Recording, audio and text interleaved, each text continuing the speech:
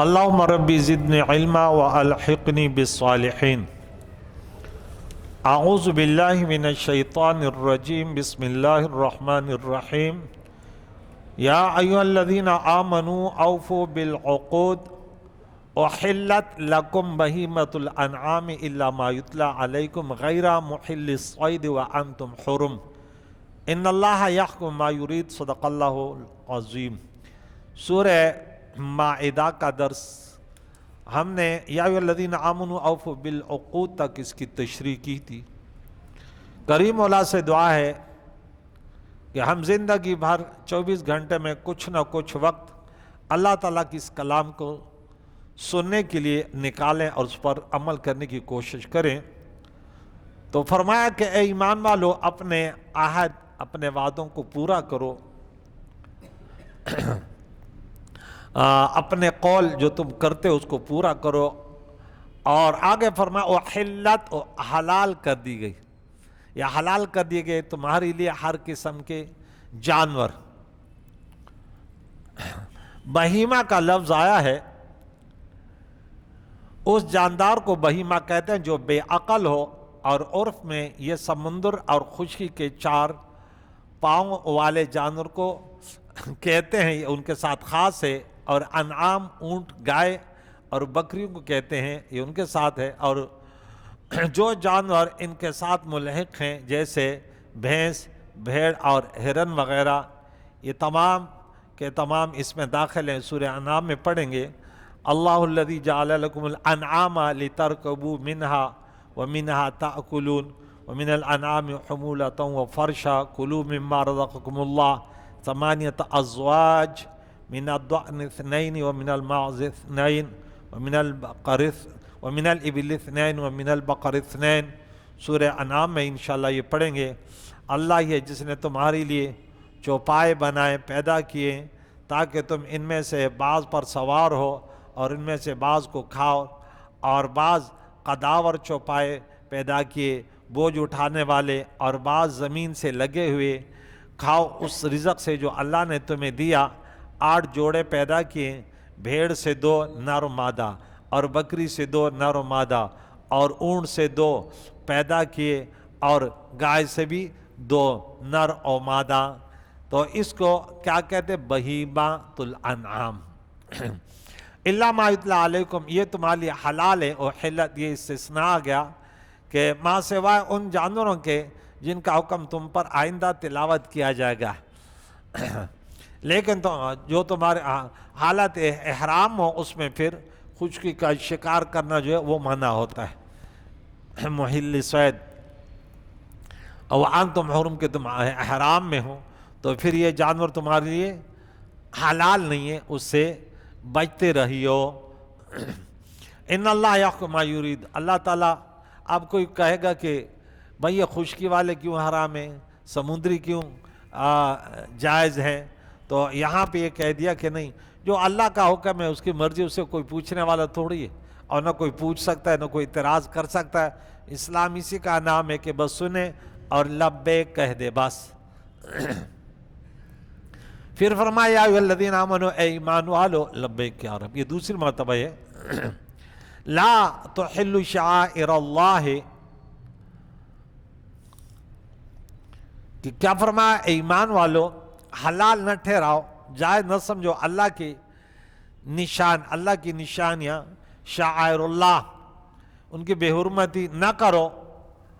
ولا شہر الحرام، اور نہ حرمت والے مہینے کی. حرمت والے مہینے کتنے؟ 4، جو سورت نمبر 9 میں آیت نمبر 36 میں پڑھیں گے. اللہ کے مہینوں کی گنتی 12 ہے، اس میں 4 حرمت والے ہیں. پہلا مہینہ محرم، دوسرا رجب، اور تیسرا ذی-القعدہ، چوتھا ذی الحج.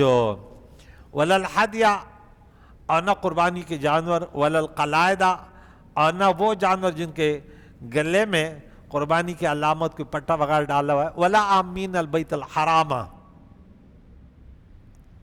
اور نہ ان لوگوں کی بے حرمتی کرو جو اپنے رب کا فضل اور اس کی رضا تلاش کرنے کے لیے مسجد حرام کا قصد کرنے والے ہوں.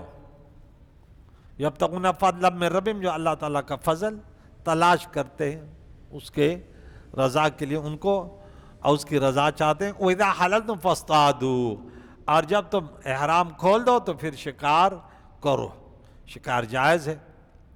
وَلَا يَجْرِمَنَّكُمْ شَنَآنُ قَوْمٍ، اور کسی قوم کے ساتھ عداوت تمہیں اس پر نہ اکسائے کہ تم انہیں اللہ کے گھر سے روکو.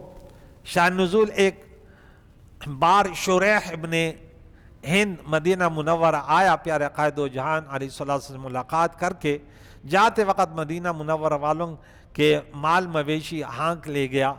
مسلمانوں کو بہت رنج ہوا. اگلے سال حج کے ارادے سے ہدیے کے جانور لے کر مکہ مکرمہ معظمہ چلا. صحابہ کرام نے چاہا کہ اس سال جو ہے پچھلے سال کا بدلہ لے لیں اور یہ تمام جانور اس سے چھین لے. تو پیارے آقا دو جان نے منع فرمایا. حضور کی تائید میں یہ آیت مبارکہ اللہ تعالیٰ نے نازل فرمائی کہ ٹھیک ہے وہ اگر غلط کریں، اب شعائر اللہ اور حدود اللہ کو پیمان نہ کرو کہ تم کسی قوم کو مسجد حرام سے روکو. اگرچہ بعد میں یہ عام حکم آیا کہ اب یہ لوگ مسجد حرام نہیں جائیں گے، وہاں ان کے اوپر پابندی لگ گئی کہ تم اس سے حد سے بڑھو. ان تعتدوا. وتعاونوا علی البر والتقوی، نیکی اور پرہیزگاری پر ایک دوسرے کی مدد کرو.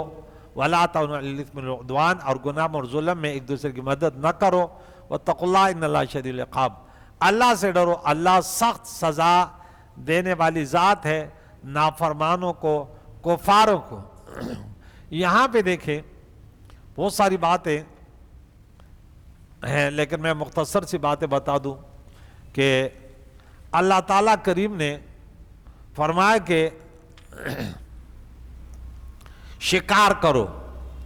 اب یہ حکم ہے تو شریعت مطہرہ میں یہ بات آپ کو یاد رہنی چاہیے کہ امر جو ہے اللہ فرماتے کام کرو، وہ بھی 27 معنی پہ آتا ہے. کتنے میں؟ 27 معنی پہ آتا ہے.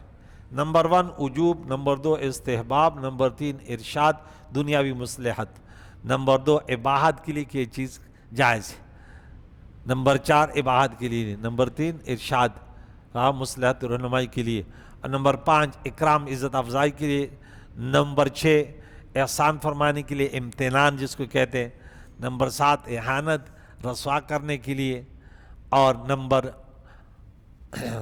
8 تسویہ برابر 2 چیزوں میں مساوات بیان کرنے کے لیے، نمبر 9 تعجب کے لیے، نمبر 10 تکوین کے لیے، نمبر 3 احتقار کے لیے، نمبر 11 احتقار کے لیے، اور نمبر 12 اخبار کے لیے، نمبر 13 تہدید ڈرانے دھمکانے کے لیے، نمبر 14 انذار، نمبر 15 تعجیز عاجز کرنے کے لیے، نمبر 16 تسخیر کے لیے کونوا قرۃ خاسئین، نمبر 17 تمنا کے لیے، نمبر 18 تعدیب ادب سکھانے کے لیے، نمبر 19 امتثال کسی کے اطاعت شعاری بیان کرنے کے لیے، نمبر 20 اجازت دینے کے لیے، نمبر 21 انعام کے لیے کلو من طیبات ما رزقناکم، نمبر 22 تکذیب کے لیے، نمبر 23 مشورہ کے لیے، نمبر 24 تدبر اعتبار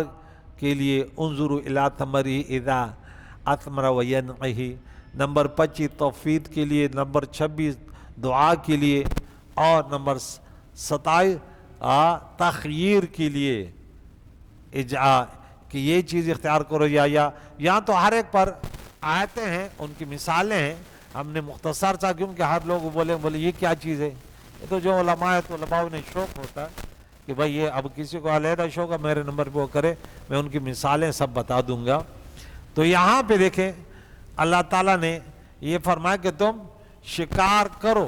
اب بہت سارے کام ایسے ہوتے ہیں وہاں حکم ہوتے لیکن پھر وہ دیکھنا پڑتے کہ حکم کس معنی پر ہے، تو اس کے لیے سمجھنا ضروری ہے.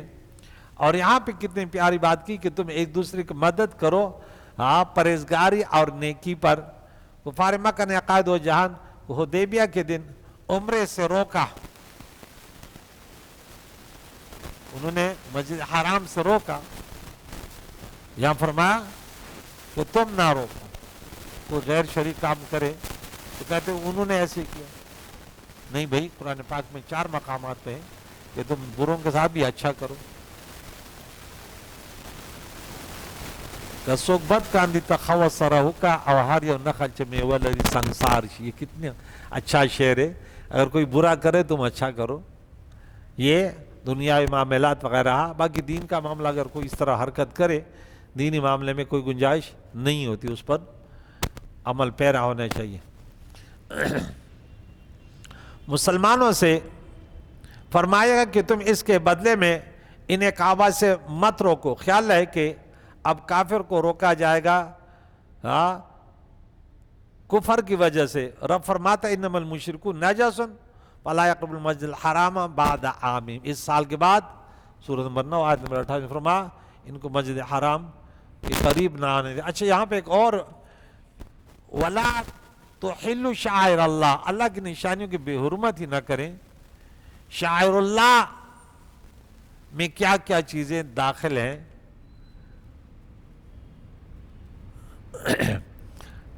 شعائر، شعیرہ کی جمع ہے ہر وہ چیز جس کو کسی چیز کی علامت قرار دیا جائے. یہ ان کا شعار ہے، ان کی پہچان ہے. اس کو شعیرہ، شعائر اور مشعرہ کہتے ہیں. جیسے حد یا قربانی کے جانور کو مکہ بھیجا جاتا ہے اور اس کے گلے میں ہار، جوتا یا درخت کے چھال ڈال دیے دیتے ہیں، اس کو بھی شعار کہتے ہیں. شریعت مطہرہ میں بھی اس کے کئی اقوال ہیں. عطا نے کہا کہ شعائر اللہ سے مراد یہ ہے کہ اللہ تعالیٰ کی ناراضگی سے اجتناب کیا جائے، یہ شعائر اللہ ہے. اور اس کے احکام کی اطاعت کی جائے. خلاصہ ہے کہ شعائر اللہ سے مراد ہے اللہ کی حدود کی علامتیں، اس کے امر اور اس کے نہیں، امر کے بجاور یا نہیں سے اجتناب، یہ شعائر اللہ ہے. اس کے مقرر کیے ہوئے فرائض اور محرمات، یہ شعائر اللہ ہے. حضرت عبداللہ بن عباس رضی اللہ تعالیٰ نے فرمایا شعائر اللہ سے مراد ہیں مناسک حج. حضرت ابن عباس نے فرمایا مشرکین کعبہ کا حج کرتے تھے، ہدیہ بھیجتے تھے، مشاعر کی تعظیم کرتے تھے اور سفر حج میں تجارت کرتے تھے. مسلمانوں نے ان پر حملہ کرنے کا ارادہ کیا تو اللہ تعالیٰ نے یہ آیت نازل فرمائی کہ اے ایمان والو شعائر اللہ کی بے حرمتی نہ کرو. مجاہد نے اس کی تفسیر میں کہا شعائر اللہ سے مراد ہے صفا مروہ، ہدیہ اور دوسرے مشاعر. یہ انہوں نے شعائر اللہ کہا. اور شعائر اللہ کی تعظیم کرنا سورہ حج میں آیت نمبر 32 میں رب نے فرمایا وَمَن يُعَظِّمْ شَعَائِرَ اللَّهِ فَإِنَّهَا مِن تَقْوَى الْقُلُوبِ. تقوادار پرہیزگار دل کون سے جو شعائر اللہ کی تعظیم کرے، بے ادب نہ ہو. تو شعائر اللہ میں خانہ کعبہ ہے اور قرآن پاک ہے، بزرگ و نیک لوگوں کے مزارات ہیں. ان کی بھی غلط عقید والوں کی طرح نہیں کہ ان کی بے حرمتی کریں، بلکہ جس چیز کو اللہ کے مقبول بندوں سے نسبت ہو جائے وہ بھی شعائر اللہ بن جاتی ہے. دیکھو حضرت حاجرہ رضی اللہ عنہ کے قدم صفا مروہ پر پڑ گئے تو وہ بھی شعائر اللہ بن گئے. ان الصفا والمروہ من شعائر اللہ 158 میں ہم نے سورہ بقرہ میں پڑھا. حرمت والے مہینے 4 ہیں، ان کی تعظیم کرو وغیرہ وغیرہ. تو یہاں فرمایا کہ تقوی پرہیزگاری پر تو مدد کرو، گناہ اور زیادتی پر نہ کرو. تو اس سے 2 مسئلے معلوم ہیں. ایک یہ کہ غیر خدا سے مدد جس کو مجاز کہتے ہیں، اسباب کہتے ہیں، یہ جائز ہے. یہ ایاک نستعین کے خلاف نہیں ہے کہ اللہ خود فرماتے ہیں مدد کرو. اللہ نے خود فرمایا کہ یا ایھا الذین آمنوا ان تنصروا اللہ ینصرکم، اگر تم اللہ کی مدد کرو گے یعنی اللہ کی دین کی. سورہ محمد آیت نمبر 7 میں اللہ تمہاری مدد کرے گا. عیسیٰ علیہ السلام نے فرمایا من انصار اللہ، اللہ کی رضا کی میری مدد کون کرے گا. ذوالقرنین نے کہا فاعینونی، میری مدد کرو. تعاون البر والتقوی، یہ حکم آ گیا. تو بعض لوگ اس بات کو نہیں سمجھتے، یعنی وہ عوام کے اندر فسادات پیدا کرتے ہیں، انہیں صحیح طریقے سے نہیں سمجھاتے کہ بھائی اس کا معنی یہ ہے، اس کا معنی یہ ہے، اس کے غلط معنی نہ کرو، اور اپنے اس کو ایک کہ میں نے یہ کہہ دیا تو اب جو ہے دوسروں کو غلط سمجھا وہ باور کروانے کے لیے اب جو ہے ان کی کہ دیکھیں قرآن میں تو یوں ہے، تو بھئی وہ بھی تو قرآن کی آیت ہے، یہ بھی جو ہم پڑھ رہے ہیں آیت نمبر 2 یہ بھی تو اللہ کا کلام ہے کہ مدد کرو، اور یہ کیا ہے؟ حقیقت میں مشکل کشا اور مددگار وہ صرف اللہ کی ذات ہے۔ تو قرآن مجید فرقان حمید کو سمجھنے کے لیے وہ وقت چاہیے، ان کے پاس بیٹھنا چاہیے، ایک آیت نہیں بلکہ مختلف آیت مبارکہ پڑھنی چاہیے کہ یہاں پہ رب کریم نے فرمایا ایک دوسرے کی مدد کرو اور اللہ سے ڈرو، اللہ سے ڈرتے رہو۔ تو اس سے معلوم ہے کہ گناہ کی مدد کرنا بھی گناہ ہے، چوری کرنا، چوری کرانا، چوری کا مال گھر میں رکھنا سب جرم ہے، ایسی نیکی کرنا اور کرانا، نیکی پر مدد کرنا، یہ سب ثواب ہے، یہ سب کیا ہے؟ ثواب ہے۔ کریم اللہ سے دعا ہے کہ ہمیں قرآن مجید فرقان حمید ان پر انشاءاللہ ٹائم ملا تو مزید بھی اس کی تشریح کریں گے کہ اللہ تعالیٰ ہمیں قرآن پاک کو سننے کی توفیق عطا فرمائے کہ بڑا پیارا کلام ہے، ماہ رمضان کی آمد ہے، تو اس میں تو نزول قرآن ہوا، پیارے عقاد و جہان صحابہ کرام نے بھی اس کلام کو زیادہ ماہ رمضان میں پڑھا اور پڑھایا، اور آج بھی پوری دنیا میں سب سے زیادہ قرآن پاک پڑھا جاتا ہے۔ پورے رمضان تراویح میں مسلمان قرآن پاک 20 رکعت میں قرآن پاک سنتے ہیں۔ کریم اللہ ہمیں قرآن پاک بار بار پڑھنے کی توفیق عطا فرما، انانیت کے پھر قواعد کے مسائلوں سے بچا، ہماری مشکلیں آسان فرما، کریم اللہ ہم سب کا خاتمہ بالخیر فرما۔ وصلی اللہ تعالی علی خیر خلقہ محمد وعلی آلہ واصحابہ اجمعین برحمتک یا ارحم الراحمین۔